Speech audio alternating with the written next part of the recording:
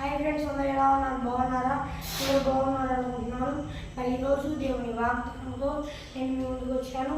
ఈరోజు దేవుని వాగ్దానము కీర్తన గ్రంథము 84వ అధ్యాయము 12వ వచనం. సైన్యములకు అధిపతి యెహోవా యందు నమ్మిక ఉంచువారు ధన్యులు. మరి ఫ్రెండ్స్, ఈరోజు దేవుని వాగ్దానం. మరి ఈరోజు దేవుని వాగ్దానం ద్వారా మరి దేవుడు ఏం సెలవిస్తున్నాడు అంటే, మరి నా యందు నమ్మిక ఉంచువారు ధన్యులని మరి ఈరోజు దేవుని వాగ్దానం ద్వారా మరి దేవుడు సెలవిస్తున్నాడు. ఫ్రెండ్స్, మరి ఎవరు భయపడవాకండి. దేవుని యందు నమ్మిక ఉంచిన వాళ్ళు ధన్యులు అవుతారంట. మరి మీరు ఎలాంటి పరిస్థితుల్లో ఉన్నారో నాకైతే తెలియదు. మరి ఎలాంటి పరిస్థితుల్లో ఉన్నా మీరు ఒకవేళ తప్పు చేస్తుంటే దేవుని క్షమాపణ అడగండి. ఒకవేళ మీరు దేవుని క్షమాపణ అడగండి. మీరు దేవుణ్ణి ఒకవేళ నమ్మి ఏ తప్పు చేయకపోయినా మీకు కష్టం వచ్చిందా భయపడవాకండి. దేవుని నమ్ముకోండి. తగిన కాలాన కష్టాన్ని దేవుడే తీసేస్తాడు. దేవుడు మీకు ఒక పరీక్షను పెట్టాడు అని అనుకోండి. దేవుడు ఏం సెలవిస్తున్నాడంటే, ఈరోజు వాగ్దానం ద్వారా నా యందు నమ్మిక ఉంచేవారు ధన్యులు అని మరి దేవుని వాక్యం ద్వారా దేవుడు సెలవిస్తున్నాడు. మరి మీకు ఎలాంటి కష్టాలు ఉన్నాయో, ఎలాంటి బాధలు ఉన్నాయో, లేకపోతే సంతోషంగా ఉన్నారు, నాకైతే ఎలా ఉంటుంది ఈ పరిస్థితి అయితే నాకైతే తెలియదు. ఫ్రెండ్స్, మరి దేవుడు మీతో ఏం సెలవిస్తున్నాడంటే, ఆ యందు నమ్మిక వాళ్ళు ధన్యులు అవుతారని సెలవిస్తున్నాడు. మరి దేవుడు మరి మీరు ఎవరైనా దేవుడిని నమ్ముకోకుండా ఆ మనిషి నాకు సహాయం చేస్తాడు, అది చేస్తాడు, ఇది చేస్తాడు అని అనుకుంటుంటే అలా అనుకోకండి. మీరు ఎలాంటి పరిస్థితిలో ఉన్నా, ఎలా ఉన్నా ఆ డబ్బులు మనకు రావాలి, ఆ డబ్బులు తీసేసేద్దాం, అది చేసేద్దాం అని అలా అనుకోకండి. ఎందుకంటే దేవుణ్ణి నమ్ముకోండి, అంతేగాని ధనాన్ని మనుషుల్ని నమ్ముకోకండి. మరి దేవుడు ఏం చదివిస్తున్నాడు అందరూ విన్నారు కదా. మరి ఆనాడు యోసేపు గారు మరి మనుషుల్ని నమ్ముకొని ఉన్నట్లయితే ఏం జరిగిందో చూసాం. అలాగే దేవుడిని నమ్ముకుంటే ఏం జరిగిందో చూసాం. మరి పానదాయకుడికి దేవుని కృపలో దేవుడు ఇచ్చిన వరం ద్వారా దర్శనం చెప్పాడు. అప్పుడు పానదాయకుడితో చెప్పాడు, నువ్వు ఫరో దగ్గరికి వెళ్ళినప్పుడు నా గురించి చెప్పు, నాతో మాట్లాడని. కానీ పానదాయకుడు మర్చిపోయాడు. కానీ దేవుడిని నమ్ముకున్నప్పుడు మరి దేవుడు మర్చిపోలేదు. ఫ్రెండ్స్, అలాగే మీరు కూడా దేవుడిని నమ్ముకోండి, పానదాయకుడిని నమ్ముకోకండి. ఆనాడు మరి యోసేపు దేవుడిని నమ్మాడు. కానీ కొంచెం పానదాయకుడిని కూడా అడిగాడు, ఏమనంటే అది సహాయం చేయని. అది కూడా మీరు అడగవాకండి, ఎందుకంటే దేవుడి మీదే ఆధారపడాలన్నమాట.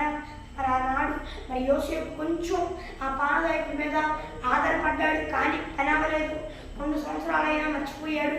కానీ దేవుడు మరి ఎన్ని సంవత్సరములైనా మరి దేవుడిని, దేవా నన్ను కరుణించని దేవుడిని ప్రార్థించాడు. అప్పుడు ఏం జరిగిందో మనం అందరం చూస్తాం కదా పరిశుద్ధ గ్రంథంలో. అప్పుడు ఏం జరిగింది, దేవుడిని నమ్ముకున్నాడు కాబట్టి మరి దేవుడు ఐగుప్తులో మరి ఫరో తరువాత ఏదే వారిగా చేశాడు. ఒకవేళ మనుషుల్ని నమ్ముకున్న ఆ సమయాన ఒకవేళ ఆ మనిషి ఆ పానదాయకు సహాయం చేసినా ఎక్కడ దాకెళ్ళేవాడు, ఒక మనిషిలా విడుదలయ్యేవాడు. కుదిరితే ఆ ఐగుప్తులోనే ఏదో పనులు చేసుకుంటూ బతికేవాడు, లేకపోతే మళ్ళీ కానాను వచ్చేవాడు. కానీ దేవుడి ప్లాన్ వేరు, దేవుడి ఉద్దేశం వేరు. దేవుడు ఏమనుకున్నాడంటే ఐగుప్తులు ఫరో తరువాత ఏరేవానిగా చేయాలి అని దేవుడు ఉద్దేశించాడు. కాబట్టి ఐగుప్తులు ఏరేవానిగా నియమించాలి యోసేపు అనుకున్నాడు. కాబట్టి మధ్యలో కొన్ని పరీక్షలు వచ్చింది. అలాగే మీ జీవితంలో కూడా కష్టాలు, బాధలు వస్తూ ఉంటాయి. ఆ సమయాన మీరు ఆనాడు యోసేపు కొంచెం ఆధారపడ్డాడు పానదాయకుడి మీద. అది కూడా ఆధారపడవాకండి. మీ జీవితంలో కూడా కష్టాలు వస్తూ ఉన్నాయి. మరి సమయాన్ని మీరు పూర్తిగా దేవుని మీద ఆధారపడండి.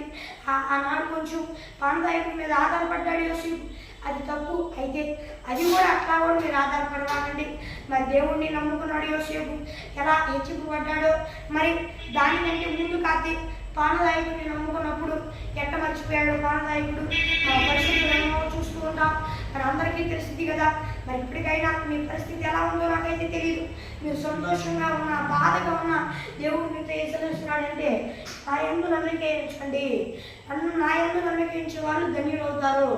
అదే ధనం మీద లేక మనిషి మీద, నరమాత్రుడి మీద నమ్మకం ఉంచుకున్నట్లయితే వాళ్ళు మోసం చేస్తారు. ఒకవేళ మోసం చేయకపోయినా మీకు ఎంతో మేలు చేయరు. నన్ను నమ్ముకోండి, మీరు ధన్యులవుతారు అని మరి ఈరోజు దేవుని వాగ్దానం ద్వారా మరి దేవుడు సెలవుస్తున్నాడు. ఫ్రెండ్స్, మరి మీ పరిస్థితి ఎలా ఉందో నాకైతే తెలియదు, కానీ దేవుడిని నమ్ముకోండి. ఆనాడు యోసేపు చేశాడు తప్పు, పానదాయకుడు కొంచెం నమ్మాడు, అయినా కూడా దేవుని విడిచిపెట్టలేదు. దేవుని గెలిచాడు. అలాగే పానదాయకుడి మీద ఏమైనా చేస్తాడేమో అని ఆశపడ్డాడు. మరి మీరు అలా కూడా ఆశపడవాకండి. ఆనాడు అలా ఆశపడ్డానికి దేవుడు క్షమించాడు. ఇప్పటికైనా మరి ఆనాడు పానదాయకుడిని నమ్ముకున్నప్పుడు ఏం జరగల, కానీ దేవుడిని నమ్ముకున్నప్పుడు తప్పకుండా దేవుడు మేలు చేశాడు. మరి ఇప్పటికైనా దేవుడిని నమ్ముకోండి. మరి మీ పరిస్థితి ఎలా ఉందో నాకైతే తెలియదు. ధన్యులవ్వండి. దేవుడు మీకు కృప చూపించాలని నేను ప్రార్థిస్తాను. మీరు కూడా ప్రార్థించండి. మరి అందరూ చూశారు కదా పరిశుద్ధ గ్రంథంలో ఏం జరిగిందనేది. దేవుడిని నమ్ముకున్నాడు యోసేపు, గొప్పగా హెచ్చింపబడ్డాడు. అదే పానదాయకుడిని నమ్ముకున్నాడు. ఒకవేళ మేలు చేసింది ఎంతో చేసేవాడు కాదేమో, ఏదో ఐదుగురు పని ఏదో దొరికేది, లేకపోతే ఏదో ఒకటి మరి ఆ జైల్లో, లేకపోతే మరి ఆ జైల్లో నుండి విడిపించేవాళ్ళేమో అంతే. మరి ఆ పానదాయకుడు ఒకవేళ మేలు చేస్తే, కానీ దేవుడు ఉద్దేశించింది వేరు. దేవుడు ఏమనుకున్నాడు, గొప్ప స్థానంలో నిలబెట్టాలనుకుంటున్నాడు. మరి ఈరోజు నీ జీవితంలో కూడా కష్టాలు వస్తాయి, బాధలు వస్తాయి అంటే మరి దేవుడు వేరే వాళ్ళ మీద, పానదాయకుడి మీద ఆనాడు ఆధారపడాలి అనుకొని మరి యోసేపు ఆధారపడ్డాడు. కొంచెం పానదాయకుడి మీద కార్యం జరగలేదు. మరి ఈరోజు దేవుడు ఏం సెలవిస్తున్నాడు అంటే, మరి నీకు కష్టాలు వస్తాయా, బాధలు వస్తాయా, బయటకు కాకండి, సంతోషించండి. ఏమన్నా తెలుసా, దేవుడు యోసేపులా నన్ను గొప్ప స్థాయికి తీసుకెళ్ళబోతున్నాడు. ఇవి కష్టాలే, దేవుడు గొప్ప స్థాయికి నన్ను తప్పకుండా తీసుకెళ్ళబోతున్నాడు. ఇది పరీక్ష. ఈ పరీక్షలో నేను ఆనాడు యోసేపు పాస్ అయ్యాడు. ఆనాడు కాకపోతే కొంచెం పానదాయకుడి మీద ఆధారపడ్డాడు. నేను కూడా దేవుని అందు విశ్వాసం ఉంచుదా, కాకపోతే అన్నాడు కొంచెం యోసేపు మా పానదాయకుడి మీద ఆధారపడ్డాడు. కానీ నేను ఆధారపడకుండా దేవుని ఎంత ఆధారపడదాం అని మీరు అనుకోండి. తప్పకుండా దేవుడి మీద ఆధారపడవాకండి. అయితే యోసేపు కొంచెం ఆధారపడ్డాడు, చేసింది తప్పే, కానీ దేవుడు తప్పకుండా మరి దేవుడిని నమ్మాడు కాబట్టి దేవుడు కృప చూపించాడు. అప్పుడు ఆ పానదాయకుడికి గుర్తొచ్చింది అనుకోండి, అప్పుడు పానదాయకుడికి గుర్తొచ్చింది. ఇప్పుడు మీరేం తెలుసుకోవాలి అంటే, దేవుడిని నమ్ముకోండి. మీరు ఎవరైనా మనుషుల్ని నమ్ముకుంటున్నట్లయితే మనుషుల్ని నమ్ముకోవాలండి, దేవుడిని నమ్ముకోండి. మరి ఏం జరిగిందో తెలుసుకున్నారు కదా అందరూ. పానదాయకుడు ఏం చేయలేకపోయాడు, పానదాయకుని మీద ఆధారపడ్డాడు, కానీ ఏం చేయలేకపోయాడు. కానీ దేవుణ్ణి ఎప్పుడో నమ్మాడు, అలానే విశ్వాసంతో ఉన్నాడు. దేవుడు తప్పకుండా కార్యం చేశాడు. దేవుణ్ణి ఎంత నమ్మిక ఉంచండి, దేవుడు కృప చూపిస్తాడు. మరి పానదాయకుడి మీద, వేరే వాళ్ళ మీద ఆధారపడకండి. మీరు కష్టాలు బాధలు వస్తున్నాయా అంటే, మీరు పరీక్షలో ఉన్నారు అంటే, మరి మీ కష్టాలు బాధలు వస్తున్నాయి అంటే మీరు పరీక్షలో ఉన్నారు, లేకపోతే మరి మీరు ఏదైనా తప్పు చేసి దానివల్ల శిక్ష వచ్చింది అర్థం చేసుకోండి. మీరు ఒకవేళ తప్పు చేశారా, దేవుడి దగ్గర క్షమాపణ అడగండి. మీరు పరీక్షలో ఉన్నారు అని మీకు అర్థమై ఉన్నట్లయితే మీరు భయపడవాకండి, సంతోషించండి. దేవా నీకు స్తోత్రం అని చెప్పి సంతోషించండి. దేవా విశ్వాసం కలిగి ఉండడానికి ఈ కృప చూపించని కూడా దేవుడిని వేడుకోండి. మరి మీరు పరీక్షలో ఉన్నట్లయితే భయపడాల్సిన అవసరం లేదు. ఒకవేళ తప్పు చేసినా కూడా దేవుని క్షమాపణ అడగండి.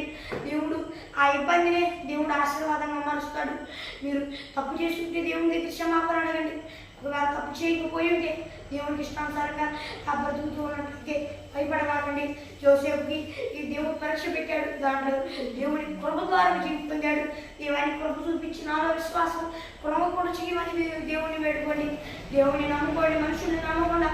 దేవుడు తప్పకుండా కృప చూపించి యోసేపుని గొప్ప స్థాయిలో నిలబెట్టినట్లు మిమ్మల్ని కూడా గొప్ప స్థాయిలో నిలబెడతాడు. మరి ఫ్రెండ్స్, రోజు దేవుని వాగ్దానం చిన్న ప్రార్థన చేసుకున్నాం. పరలోకమందున్న దేవా, నీ వాగ్దానం ద్వారా నీ బిడ్డలతో మాట్లాడావు. స్తోత్రం దేవా, నీ బిడ్డలు చేయించున్న పనిని ఆశీర్వదించు దేవా. నాయన ఈ పరిచర్యను అభివృద్ధిపరచు, అన్ని విషయాల్లో సహాయం చేయదేవా. నాయన మాకు అన్ని విషయాల్లో నీ కృప చూపించాయా. వాగ్దానం కిందనాడి వెలులాగా సహాయం చేయ తండ్రి.